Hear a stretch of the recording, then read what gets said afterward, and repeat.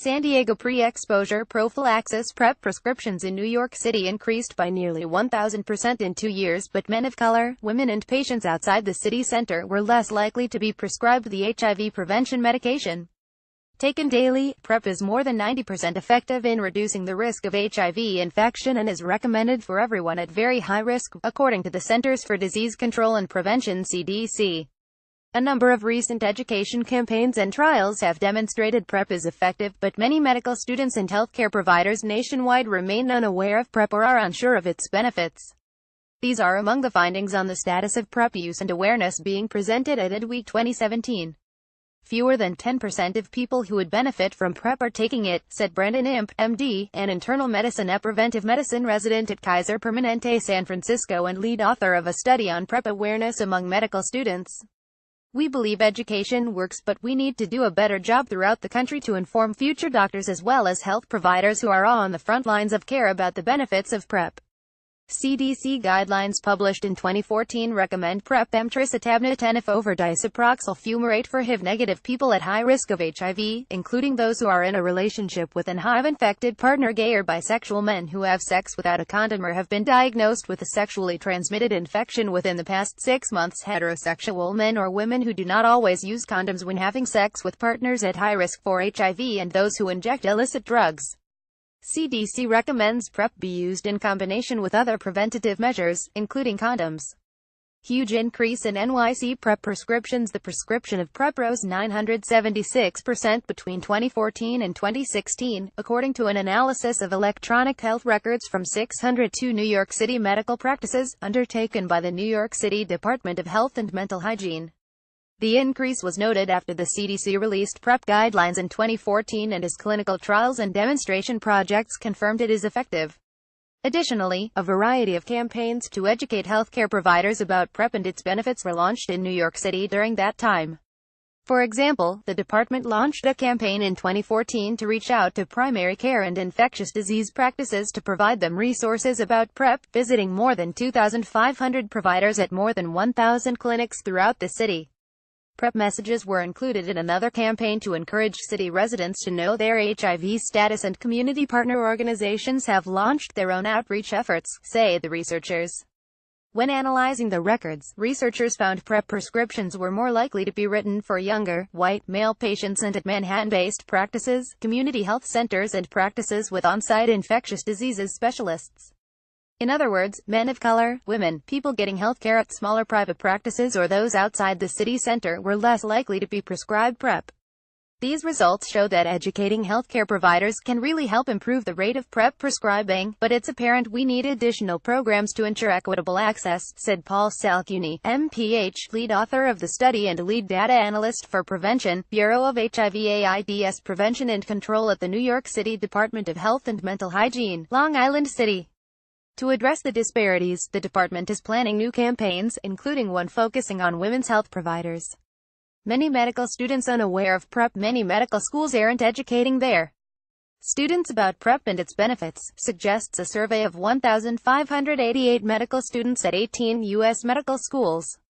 According to the extensive survey about knowledge, beliefs and experiences, more than 1 in 4, 28% medical students are unaware of PrEP, and 18% of students in their last year of medical school were never taught about the HIV prevention regimen.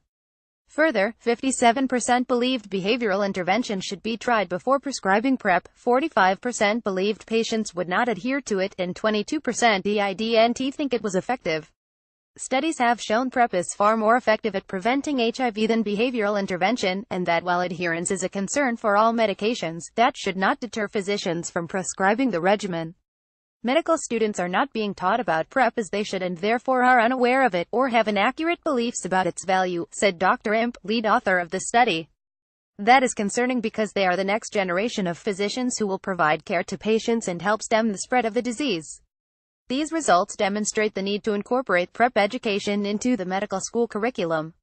Doctors often uncomfortable prescribing PrEP. Medical students are not the only ones who are unaware of the benefits of PrEP, suggests a study of healthcare providers at one Boston hospital. According to a survey of 80 providers, including doctors 55%, physician assistants 20%, registered nurses 9%, medical students 8%, and medical assistants, research coordinators and physician assistant students 8%, about a third, overall had never heard of PrEP. Additionally, 32% of doctors said they were uncomfortable prescribing it, according to the Tufts University School of Medicine survey. PrEP has been widely publicized in the medical literature and media, so we were surprised at the low level of awareness of its benefits, said Rapi Fanmad, MD, MSc, lead author of the study, now an infectious disease physician at Mahachai Hospital, Thailand. Doctors often said they were uncomfortable asking their patients about risk behaviors. We think this is a major reason why some people at high risk of HIV infection are not identified. Some doctors said they preferred to refer patients to HIV and infectious diseases specialists, she said. While specialists have deeper knowledge about PrEP and are trained to ask about risk factors, referring patients may lead to a missed opportunity to start PrEP as early as possible. Additionally, some patients may not follow up with a specialist, or have greater trust in their primary care doctor. We are confident these numbers will improve as more providers receive information on PrEP, said Dr. Maud. Encouraging providers to work collaboratively with infectious diseases specialists would increase their comfort in identifying high-risk patients and prescribing PrEP.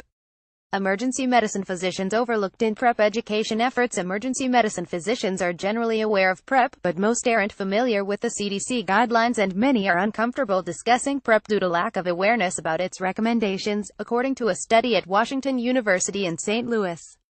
The study included survey results of 67 emergency room physicians who were asked about their knowledge of PrEP, including the CDC prescribing guidelines and concerns about use.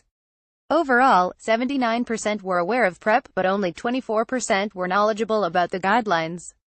Additionally, 57% were not comfortable discussing PrEP with patients, 54% had concerns about whether it was effective, 90% worried about side effects, and 70% feared it would promote HIV resistance. Large studies have addressed these concerns, noting that it is effective and does not promote HIV resistance. Additionally, PrEP's side effects should be discussed with patients, but benefits outweigh those issues in most cases, researchers note. The low levels of awareness of PrEP's benefits among this group are likely due to the fact that education and outreach efforts focus on HIV and infectious diseases specialists and primary care physicians, said Brett Tortelli, BA, lead author of the study and an MD-PhD student at Washington University. While emergency physicians are unlikely to prescribe PrEP because it requires continued care, they can play an important role in identifying at-risk patients, many of whom have little interaction with the healthcare system otherwise, and connect them to care. Researchers asked the physicians for their preferred method of PrEP education, and determined a variety of methods would be necessary, including educating them on the guidelines, providing existing research that would allay their concerns about PrEP, and offering community resources they can use to refer patients for care.